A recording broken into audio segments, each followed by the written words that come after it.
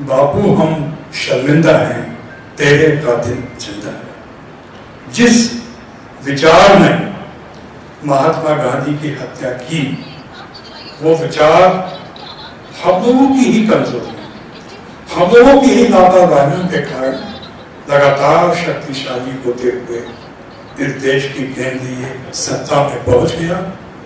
इस देश की महान सांस्कृतिक परंपराओं को, संवैधानिक मूल्यों को, लोकतांत्रिक मूल्यों को ध्वस्त किया जा रहा है। इस देश की गरीब मेहनतकश जनता, किसानों, मजदूरों, कर्मचारियों के भविष्य से खिलवाड़ किया जा रहा है। तो इसलिए बापू हम शर्मिंदा हैं, तेरे कातिल जिंदा है। जिस विचार ने महात्मा गांधी की हत्या करी, उसी समय से भारत में फांसीवाद का सूत्रपात हो गया था। वो फांसीवादी विचार फिर बाद में इस देश में अल्पसंख्यकों पे, दलितों पे, महिलाओं पे, आदिवासियों पे, विस्थापितों पे, शरणार्थियों पे लगातार अत्याचार करता है। वही विचार इस देश में बाबरी मस्जिद का ध्वंस करता है। वही विचार इस देश में गुजरात में नरसंहार करता है। वही विचार फिर देश में एम.एम. कलबुर्गी, गोविंद पानसरे, नरेंद्र दाभोलकर, गौरी लंकेश की हत्याएं करता है। वही विचार इस देश में बुद्धिजीवियों को, मानव अधिकारों और सामाजिक न्याय की बात करने वाले लोगों को, इनके पक्षधर लोगों को अत्याचार करता है, उन्हें प्रताड़ित करता है, उन पे फर्जी झूठे केस दायर किए जाते हैं। वही विकास इस देश, वही प्रतिगामी विचार इस देश के मुसलमान भाइयों को गोरक्षा के नाम पे उन पे हिंसा करता है, आतंक करता है, उनका जीवन बर्बाद कर देता है। वही विचार इस कोरोना संकट काल में भी इस देश की गरीब जनता, इस देश के किसानों और मजदूरों के खिलाफ घनघोर घातक जन विरोधी कानून लाता है। वो विचार इतना घातक है। महात्मा गांधी की आज जयंती का दिन है। महात्मा गांधी ने बहुत सारी महत्वपूर्ण बातें कही। महात्मा गांधी के समय समय पर कहे गए वाक्य अपने आप में एक सूत्र वाक्य हैं, एक जीवन दर्शन है जो देश की महान व्यापक संस्कृति सबको साथ लेके चलने वाली बात करने वाले विचार हैं। कई बार इस गांधी भवन में और कई जगह हमने महात्मा गांधी को उनके सहिष्णुता, उनको सबको साथ लेके चलने वाले विचारों के लिए याद किया है। पर मैं महात्मा गांधी का एक बात, कॉमरेड होने के नाते मुझे महात्मा गांधी की एक बात सबसे अच्छी लगती है। गांधी जी कहते थे कि जब मुझे किसी समस्या का हल नहीं मिलता, मैं खोजता हूं कि उसका हल क्या होता है। जब मैं बड़े आत्मसंघर्ष, द्वंद्व और संकट में पड़ जाता हूं कि इस समस्या का हल क्या हो सकता है, तो मैं उस वक्त उस समस्या को समाज के सबसे कमजोर तबके के हित से जुड़ के देखता हूं। वो व्यक्ति जो इस विकास के रास्ते में सबसे पीछे खड़ा है, जो सबसे पीछे है, जिस पे सर्वाधिक शोषण, अत्याचार हुआ है, जब मैं उस समस्या को उस व्यक्ति से जोड़ के देखता हूं तो मुझे उसका हल मिल जाता है। ये महान बात है। आज के परिप्रेक्ष्य में भी हमारे देश की जनता जिस फांसीवादी विचार के संकट में है, देश में हिटलर का इतिहास दोहराया जा रहा है और कहीं घातक ढंग से और ज्यादा चालाकियों और साजिशों के साथ हिटलर को दोहराया जा रहा है। हिटलर की तो अपनी सेना थी, लेकिन इस समय फांसीवाद का ये घातक जन विरोधी तत्व यह है कि उसने बहुसंख्यक जनता के एक बहुत बड़े तबके को सांप्रदायिक बना दिया है। ये हमारे समय का बहुत बड़ा संकट है। घर घर में, हमारे दोस्तों में, हमारे रिश्तेदारों में, हमारे पड़ोसियों में, यदि हम धर्मनिरपेक्ष मूल्यों की बात करते हैं, यदि हम सहिष्णुता की बात करते हैं, तो हमको कहीं ना कहीं हाशिए पे डालने की साजिशें हमारे घर परिवार, हमारे मोहल्लों में होती हैं।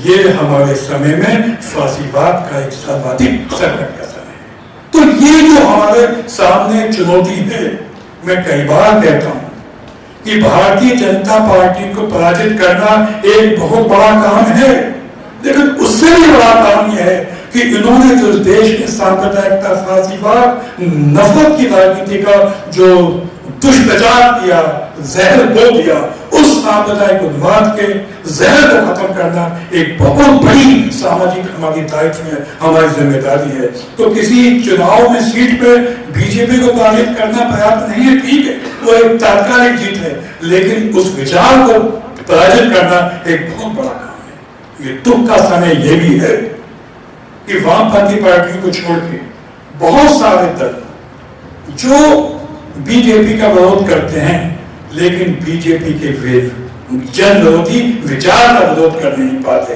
ये हमारे सामने एक बहुत बड़ा संकट है। तो इसलिए जो फासीवाद हिटलर के समय था, उस हिटलर के समय से भी कहीं ज्यादा घातक फासीवाद हमारे समय में आ चुका है। आज देश में किसानों मजदूरों के खिलाफ कानून बनाया गया, इस देश में कर्मचारियों को प्रताड़ित किया जा रहा है, इस देश में सार्वजनिक क्षेत्र को ध्वस्त किया जा रहा है, इस देश में प्राइवेटाइजेशन थोपा जा रहा है। ये मैं इन सारी बातों को इसी फासीवादी विचार से जोड़ के देखता हूं कि एक मंदिर बना दो, जनता धार्मिक उन्माद में मस्त रहेगी, उसकी रोजी रोटी छीनते जाओ, उससे कोई मतलब नहीं है।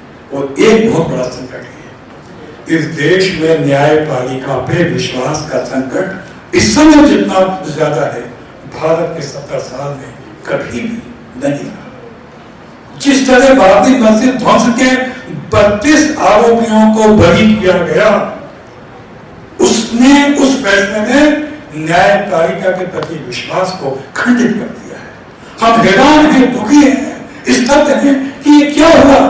जिस अपराध को 6 दिसंबर 1992 को पूरी दुनिया ने देखा था, वो अपराध 28 साल बाद भी उसके सबूत पेश नहीं किए जाने से वो अपराध साबित ना हो सका।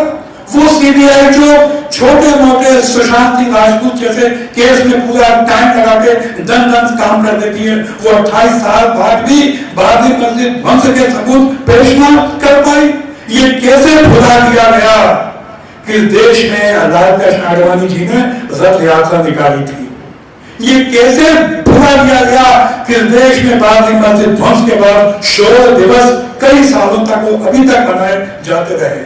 ये कैसे भुला दिया गया कि उन शौर्य दिवसों में ये सभी आरोपी सम्मानित होते रहे और रामचरितमानस की पंक्तियों को बहुत खराब ढंग से पेश करते हुए, जो कि राम की मर्यादा के विपरीत है कि राम काज कीने बिना मोहि का विश्राम। तो राम का काज ये नहीं है कि आप बाबरी मस्जिद को ध्वंस कर दो। राम के सबसे बड़े भक्त तो गोस्वामी तुलसीदास है।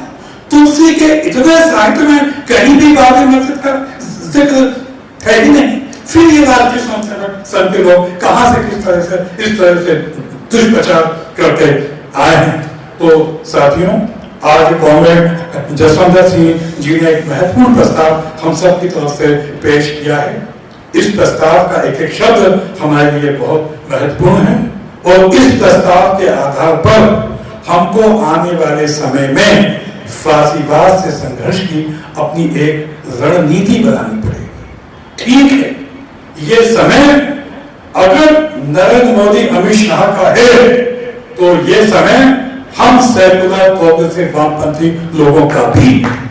ये इतिहास को दर्ज होगा कि देश में जब फासीवाद के षड्यंत्र बढ़ते जा रहे थे तो उस समय हम लोग भी थे जो कि फासीवाद का खुल के प्रतिरोध कर रहे थे। एक महान साहित्यकार जर्मनी के बर्टोल्ड ब्रेख्ट की पंक्ति याद आती है कि अगर ये अंधेरे का काला समय है तो ये अंधेरे के प्रतिरोध का समय भी है। तो हम लोग इसका प्रतिरोध भी मतलब इस तरह से करते हैं। तो ये समय बहुत समझदारी का है और ये काम मैं समझता हूँ धरना प्रदर्शन सेमिनार हाल मीटिंग में तो होता ही है, ये काम हमको अपने घर से भी शुरू करने की आवश्यकता है। फासीवाद के प्रतिरोध की शुरुआत पहले अपने आप से, आदमी को अपने आप में क्लियर होना चाहिए कि मेरी समझ साफ है, वो नए सिद्धांत क्या है, उसके बाद उसके घर परिवार से ये कार्य बढ़ते बढ़ते आगे बढ़ना चाहिए।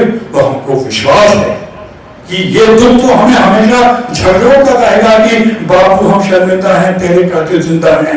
लेकिन हम वो समय भी देखना चाहते हैं कि जब किसी 2 अक्टूबर और 30 जनवरी को हम ये कह सकें कि बाबू, हमने अपनी शर्म को उतार के फेंक दिया, हमने तुम्हारे कातिल और उन कातिलों की विचारधारा को ध्वस्त कर दिया। इस देश में फांसीवाद के लिए, राष्ट्रीय संरक्षण के लिए कोई जगह नहीं है और हमको विश्वास है कि हम होंगे कामयाब एक दिन।